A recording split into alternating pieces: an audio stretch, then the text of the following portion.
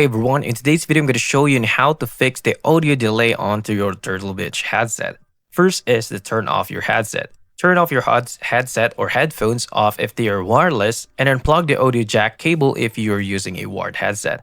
Now if your device would turn off, hold down the power button and then you can restart the headset. Just wait 10 seconds before powering onto the headset. This permits the headset to reset completely. Now you may be able to reset it without waiting, but most brands recommend wait 10 seconds in between when experiencing sound issues.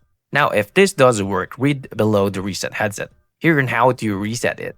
First is find the reset button onto the bottom of the ear cup, and you should notice a small hole about the diameter of a paper clip.